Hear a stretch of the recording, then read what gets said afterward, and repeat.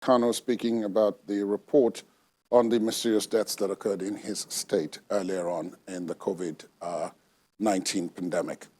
Now, Oyo State, one of the nation's 36 states, announced yesterday that primary 6 pupils, junior secondary school students in year 3, and senior secondary students in their final year will be resuming on June the 29th, 2020.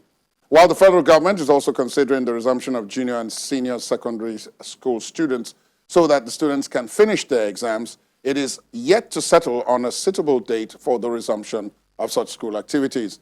Different online and digital learning platforms have been introduced, but not so much has been said about tertiary education. Well, let's take a look at that sector, shall we, and how it can survive under the COVID-19 era. I'm now being joined via Skype from the Dolphin Estate in Ikoyi area of Lagos by a senior lecturer at the College of Medicine, University of Lagos. She's also a consultant public health physician, Dr. Alera Roberts. Good evening, Dr. Roberts. Thank you for your time. Thank you very much for having me. Tertiary education, on the face of it, would look like the simpler part of the education matrix to tackle, because here you're talking about young adults. How do you think that sector is preparing? I mean, you are one of the lecturers in such an institution. How do you think they are preparing for this? Because eventually they will still have to open. Yes, of course, Ladi, they will have to open. Sadly, as you know, the universities have been on strike since February, before even the lockdown started. And many of the issues that we're on strike about have not even been resolved satisfactorily. However, there's definitely a move globally towards more work from home, more online learning. However, again, this throws up a lot of challenges because there are a lot of students who don't have the necessary wherewithal to be able to carry out online learning. I mean, this is presupposing that you have the data, you have the equipment, you have the devices, and this is both from the students level, at the level of the lecturers, and even at the level of the institutions. Because, you know, when I'm teaching a class of medical students and I'm saying, I give them a fact, and I'm telling them, Google it. Now you can see there's an automatic divide in the classroom between the haves and the have-nots. Because the haves will automatically bring out a nice, cute smartphone, and they've got data on their phone to be able to Google the fact. But the others don't. And this leads to a lot of problems because we now have a kind of divide in the classroom as we're teaching, and it's not fair. Then you've got also the issue of lecturers our universities really don't meet the matrix in terms of one lecturer to 40 students or one lecturer to even, 40 is even high, 20 or 30 students. We've been asked to move to small group teaching.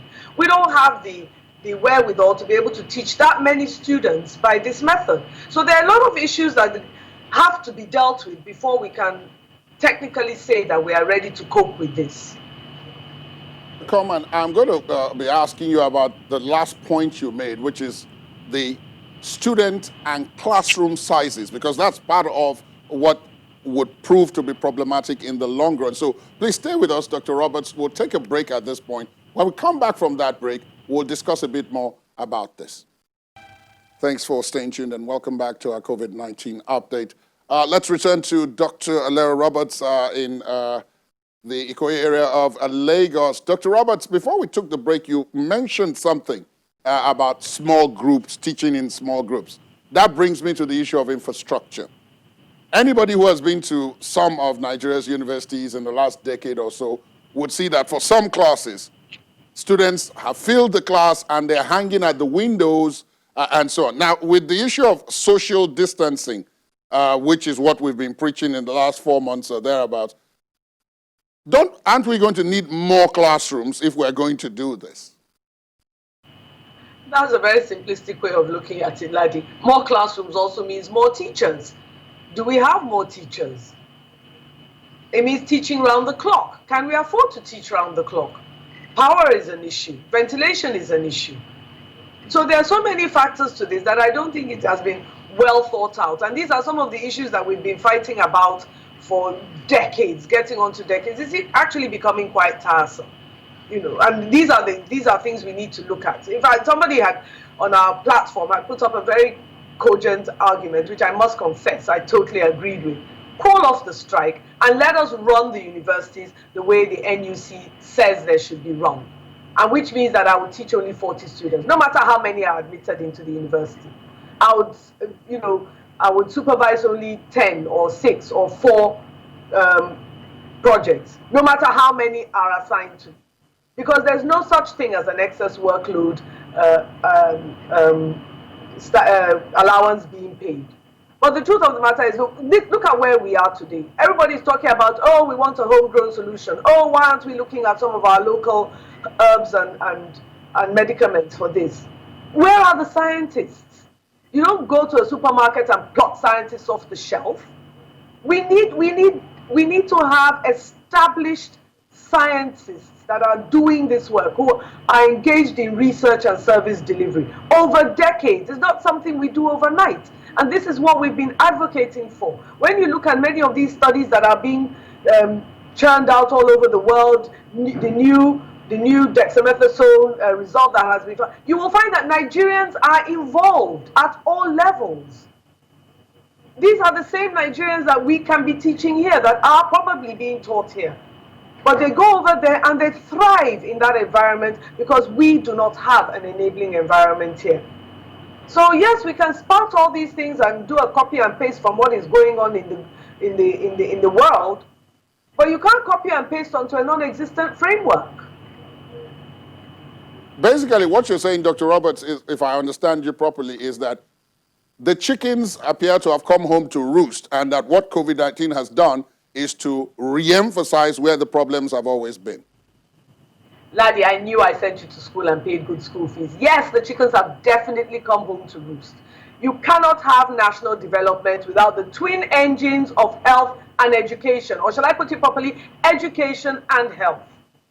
So here we are, and many of us are involved in both sectors, because every one of us in the public health field are involved in both education and health at all levels. We teach from the community to the university.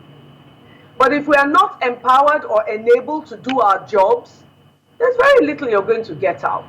And this is what we are seeing. The chickens have definitely come home to roost. But the students in the tertiary institutions who will be listening to you now may come away with the impression that, oh dear, what COVID-19 has done is to effectively put an end, in more ways than one, to what we know as tertiary education. Oh no! These students that we have in our tertiary institutions today are what we call digital natives. They were born into a world of digital communication. So they are looking at what is going on locally, and they are also looking at what is going on in the world, and they are empowering themselves and upskilling themselves. We are the ones who need to be in a position to guide them aright, but the country will lose them, because as soon as they find their way to enabling environments, they will be gone and they are not coming back. And this is what we've been talking about. We've had this brain drain, we've talked about it, we've lamented, we've complained, we've cried out, and now some of us are just falling silent.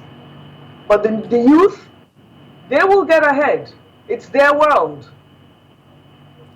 Dr. Roberts, again, I can only wish that what you're saying was different. But one would hope that somehow we'll muddle through this, especially with COVID-19 standing in the background. But thank you so much for being our guest this evening. Thank you so much for joining us on the program. Thank you, Laddie, and we will get to the other side of this, trust me. Amen. Amen.